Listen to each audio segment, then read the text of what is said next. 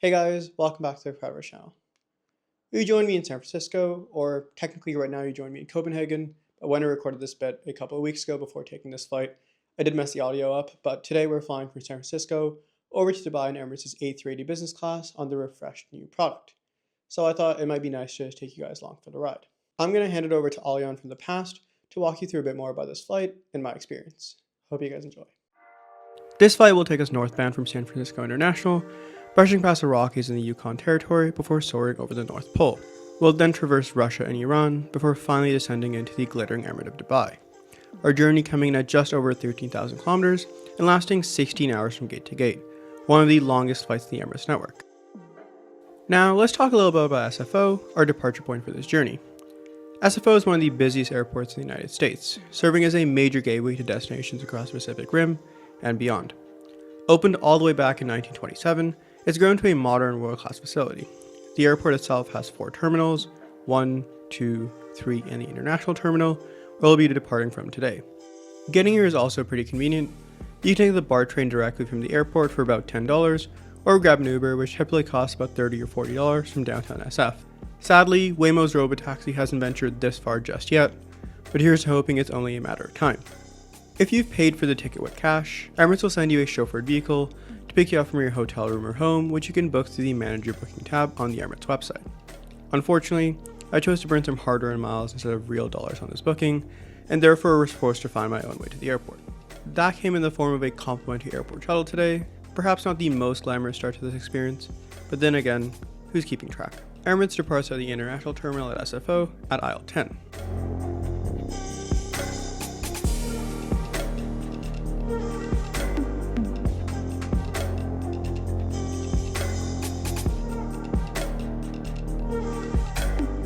I also made the great decision to not eat any breakfast because it's San Francisco and everything's like $10,000. So instead, I'm going to have some snacks from my flight yesterday, which are these good to go bars and celebration cookies. The joys of reviewing business class flights. It's actually pretty good.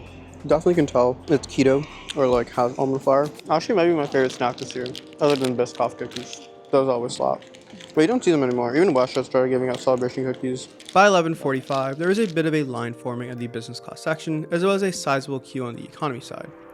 Mercifully, they did open check-in a few minutes later, keeping with the Middle Eastern standard of being courtesy late. There is a separate business class check-in area here, as well as one for those flying Emirates first. My business class check-in had a couple of people ahead of me by the time I decided to waltz over, and surprisingly they took about 10 minutes or so to open up a second desk, as well as man one for the first class passenger who was waiting alongside me. Certainly not the ideal experience, especially when you're paying north of about $20,000 to take a flight over.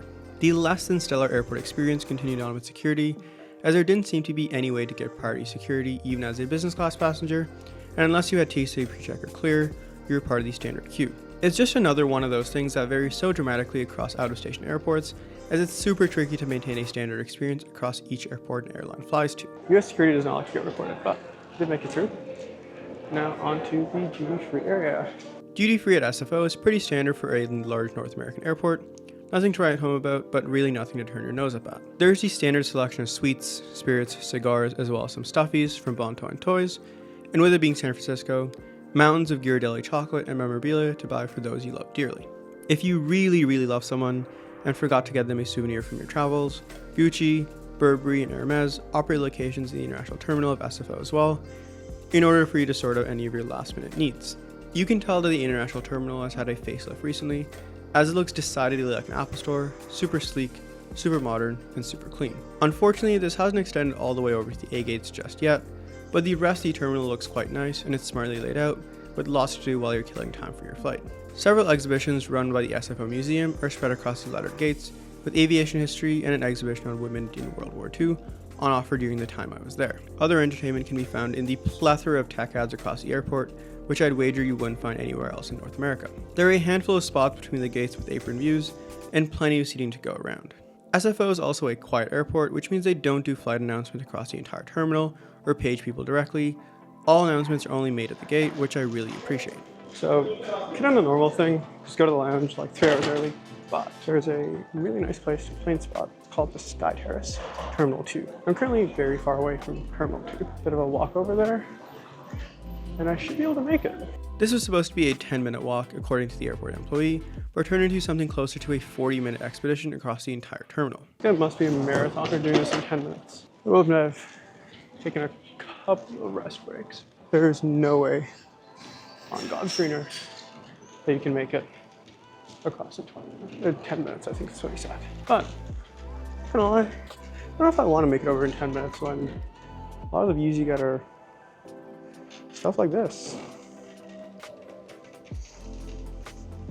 If you hadn't gotten your shopping done in the international terminal as well, you got some more done. It's also a Gucci and a Burberry here, so you can buy yourself a scarf or a trench coat or whatever you're really feeling, to be honest. Yeah, no amount of Gucci really fulfills my desire to go see some airplanes land at an airport, not knowing what planes or what's going to be there. Tucked behind these set of doors are the G gates. You'll find the Sky Terrace, an oasis for any av geek.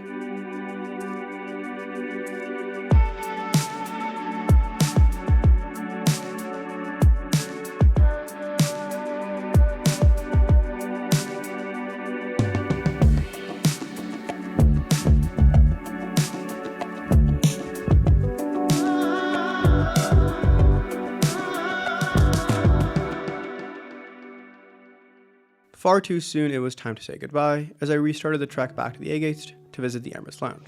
Okay, this is going to, oh, there we go. Okay, this is going to be a bit of a long trek back, so I'm just not going to bother with it. And the next time I'll see you will be in the lounge. Emirates has an extensive network of premium lounges, and SF is of course no exception. However, its operational hours are notably limited, operating only from 11:40 a.m. to 3:40 p.m. to coincide with Emirates' single daily flight from SF. It's surprising that Emirates opted to build and operate their own dedicated lounge in SFO, given the variety of airline-operated alternatives available. Still, I'm certainly not complaining, as it's always a treat to experience a lounge tailored to the Emirates brand. Access to the lounge is complimentary for those flying Emirates First or Business Class, as well as Skywars Platinum and Gold members. For other passengers, a day pass is available for $150, although the entry criteria remains fairly exclusive. Descending down the staircase into the lounge, I was struck by how empty it was, likely a result of Emirates advising passengers to arrive at the airport remarkably close to departure. The lounge's decor felt a little bit dated, reminiscent of the early to mid-2000s. While it lacks the chic, contemporary aesthetic of some European lounges, the space is still relatively functional and comfortable. There's ample seating to accommodate all passengers for the flight, as well as Skywars members who might drop by. The lounge features a separate dining room with tables and chairs, offering a buffet stocked with a variety of cold and hot dishes. Now, whether you're in the mood for a light snack or something a bit heartier, the spread caters to diverse preferences. I opted for a self-curated air, sea, and land tasting menu, a chicken dish, salmon, and beef. The chicken was really the standout here. It was rather juicy and flavorful. Salmon was decent, nothing extraordinary, while the beef lacked much in the way of seasoning. I was tempted by the lava cake as well for dessert, but decided against it, ensuring I had some room for the in-flight dining experience. Alcohol enthusiasts will be delighted at the self-serve bar, which boasts a wide selection of spirits, wines, and champagne. Above the bar, a classic Rolex wall clock adds a touch of luxury.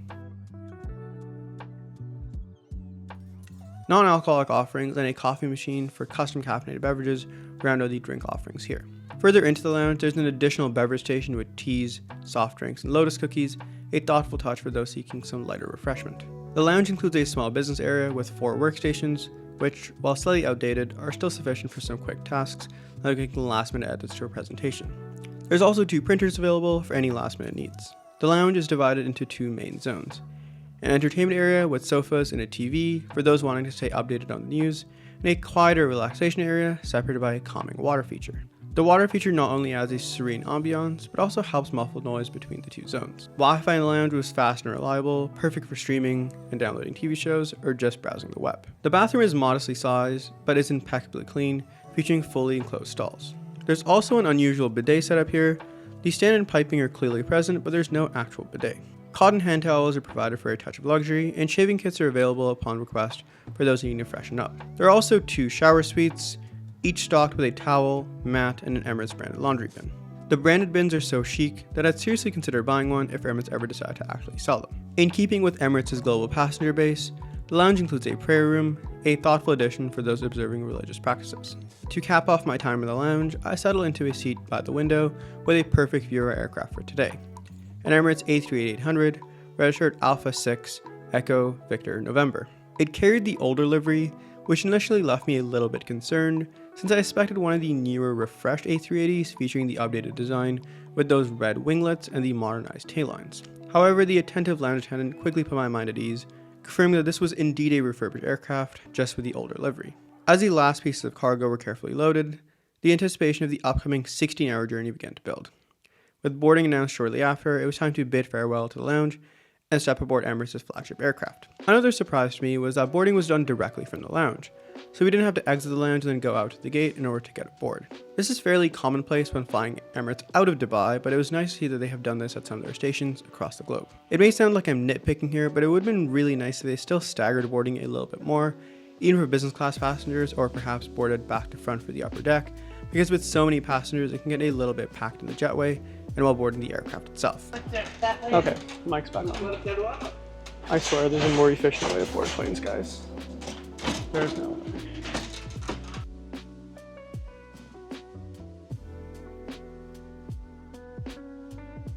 Nay? Please.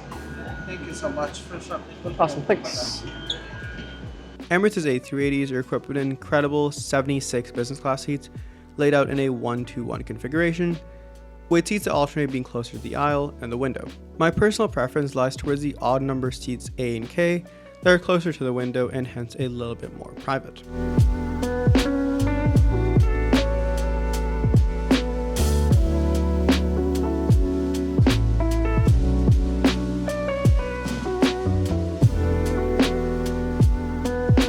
If you're traveling with someone you actually like, I suggest taking the E and F seats as they're a bit closer together relative to their D and G counterparts. Let's take a closer look at this seat, 11K, an updated version built on the Safran Sky Lounge platform that dials back the chintzy flair of its predecessor in favor of something far more sophisticated. Gone are the overly glossy mahogany finishes, replaced with a sleek walnut veneer that feels fresh, modern, and undeniably upscale. Now looking decidedly like something you'd find in a Mercedes S-Class, which I'm sure is a familiar sight for the average Emirates business class passenger. The plush, quilted leather is a significant upgrade to the older mid-2000s vibe echoed from the previous cabin, and is incredibly comfortable. On the side of your seat, you'll find a countertop with some seat controls, as well as an unrefrigerated minibar that can hold a few fizzy beverages, and a shelf to stow away any small items or snacks. Emirates, in true Emirates fashion, opted to not stick with the normal Panasonic iFi remote we're so used to seeing on these business class products, and instead bestowed us with a massive detachable tablet.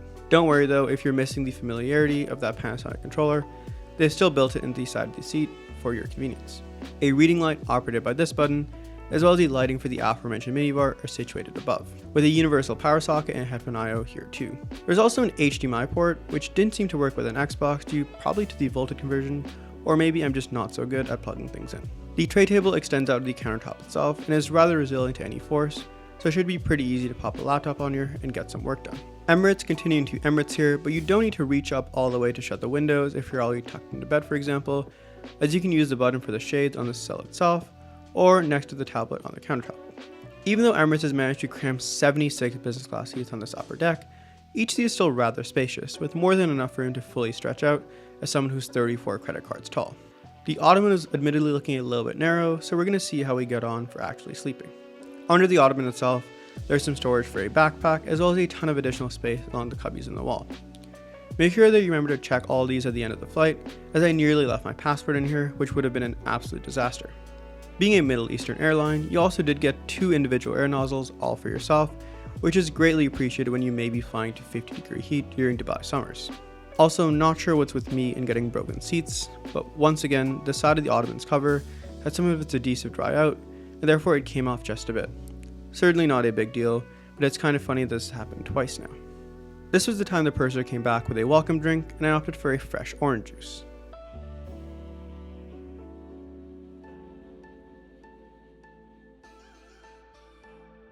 They also came by with some reading material in the form of a menu and a wine list, which we'll go over once we're airborne. Soon enough, we're departing SF and starting our journey over to Dubai from runway 28L. This can't keep going on, no. We're gonna find them, and I'm gonna fight for you. They better start hiding. We'll be running with the lions, lions. We'll be running with the lions, lions.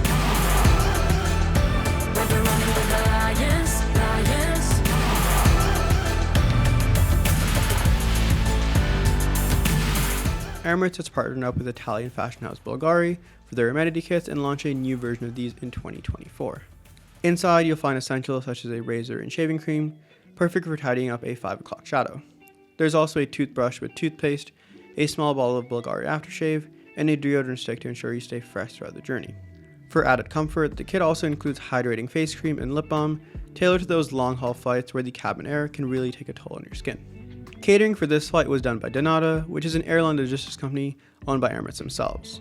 So even though I was a little bit disappointed to not see the Dough and Go catering truck outside my plane before boarding, like Ion had seen just a few weeks prior at JFK, I was still pretty excited to see how the food would stack up. There were a number of choices for starters and mains, as well as a pretty expansive drinks list, consisting of both alcoholic and non-alcoholic beverages to suit everyone on board's taste.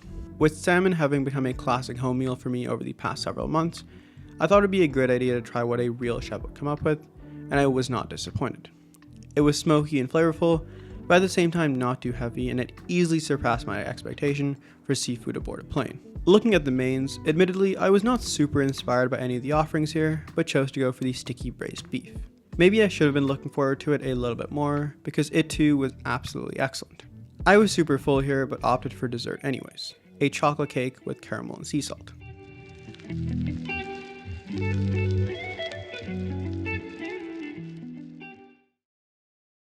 This also seems like the perfect time to dive into the entertainment options available on board Emirates' flagship. Labeled ICE for information, communication, and entertainment, the program is widely regarded as the gold standard for in-flight entertainment at 40,000 feet, and it's hard not to see why. With over 5,000 channels of movies, TV shows, music, and games, ICE ensures that there's never really a dull moment, no matter how long your flight is and how often you step aboard an Emirates aircraft. The user interface is intuitive and responsive, making it easy to scroll through the endless options without frustration. The high-definition screens are crisp and vibrant, ensuring you'll fully enjoy every blockbuster, sitcom, or documentary you choose. And for those who prefer to geek out on flight stats, the real-time app is an absolute treat, showing you everything from your speed to terrain below. Connectivity is also a strong point here, with onboard Wi-Fi free for business class passengers or available for $20 US. It took a moment for it to connect for me, but once we were up and running, it was pretty decent, with the average number of cutoffs expected. Being a near 16-hour mission, I decided to make my seat into a bed and catch some Z's before jumping into a pretty packed Dubai itinerary. Unfortunately, having already gotten a very good night of sleep not 12 hours earlier, I found it a bit hard to actually fall asleep, probably only getting about 2 or 3 hours worth over the course of the flight. This may also be in part due to the seat being a smidge narrow for those who sleep on their stomach, as their shoulders may bang the sides of the seat and perhaps could make it a little bit cramped. Morning, we're back. 3 hours of sleep in the past 6 hours or so. Not exactly the most efficient. Not really sure why. I think it just wasn't the right time for some sleep. We have 3-ish hours till we land, so just waiting for breakfast now. And yeah, I also have to say, I really like the colors in all of this. It's I do feel a little bit more awake now as a result of this rather fiery red color, but it's nice. The narrow seat is how Emirates managed to fit so many of these aboard the upper deck, and while it's probably okay for most people, I just couldn't seem to make it work for me. After waking up, I took a moment to meander over to one of the most iconic features of Emirates A380 business class, the onboard lounge at the rear of the upper deck. It's a sleek and inviting space where business and first class passengers can relax, mingle, and enjoy drinks mid-flight. The centerpiece is a beautifully designed horseshoe bar, offering a premium selection of spirits, wines, and champagne, with cocktails made to order by the onboard bartender. Non-alcoholic options along with canapes and sweet treats are also available to suit every preference. When I was in here for New Year's, they had these incredible new house chocolates, which were one of the most delectable things I tasted over the course of the flight. The lounge features plush leather seating and warm lighting that creates a cozy yet sophisticated atmosphere. So whether you're chatting with fellow passengers, enjoying a quiet drink, or taking in the vibe, it's a perfect break from your seat. While I was in there, the bartender also offered to take a Polaroid of me and added to this lovely emerald sleeve for me to take home. Honestly, it's the little things that make airlines like this stand out amongst the competition. Breakfast is certainly the hardest meal to get right on board an airliner, but with the way Emirates Catering was doing so far, I had some pretty high hopes. I stuck with a pretty simple French toast with a cinnamon bun and a croissant on the side. I think my expectations were just through the roof based on the preceding meals, so it was just fine. Not as tasty as the dinner service, but still otherwise pretty decent overall. I think if there was a place to make Emirates catering better, it would certainly be here, as I did expect a tad more. Another place where I think that could be a bit more effort would be business class bathrooms. Of course, they're not bad by any stretch, they just don't scream Emirates to me. Yes, there's some nice lacquered wood and a nice mirror, but they didn't knock my socks off like I think Emirates is supposed to do. PG review as well here. The shirt is quite soft and the snood hood is a pretty neat feature. I've used both it and the pajama pants a few times after the flight, and they're pretty decent. If you really dig these, you can also buy them or their first class counterparts on the Emirates site for about $70 US. I want to take a moment to reflect on why people choose to fly Emirates, as I think my mind finally cracked the code. When evaluating airline products in the past, I always placed heavy emphasis on the hard product, essentially the seat and the onboard amenities. This bias has often led me to rank carriers like Singapore Airlines quite highly, as well as others like Air Canada Signature Class, which many would consider a middle-of-the-pack offering, earn strong marks for me for their hardware. However, Emirates really challenged that perspective. Their business class hard product isn't class-leading by any stretch. In fact, I'd argue it's one of the weakest among the big three Gulf carriers.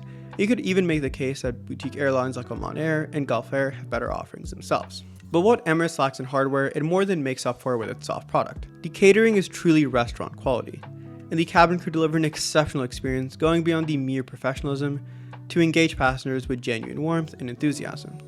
They're happy to share their stories and passion for what they do, which elevates the entire journey. It's also the little touches that make Emirates stand out, like the complimentary Polaroid photo, a simple yet memorable keepsake that doubles as a subtle Emirates advertisement every single time you see it. Allows them to compete effectively against carriers like Qatar and Etihad, who boast superior hard products but lack some of the unique flair that defines an Emirates experience. All in all, this was one of the best flights I've ever taken. Despite its 16-hour length, the journey flew by, pun intended, which speaks volumes about the immersive and enjoyable experience Emirates provides.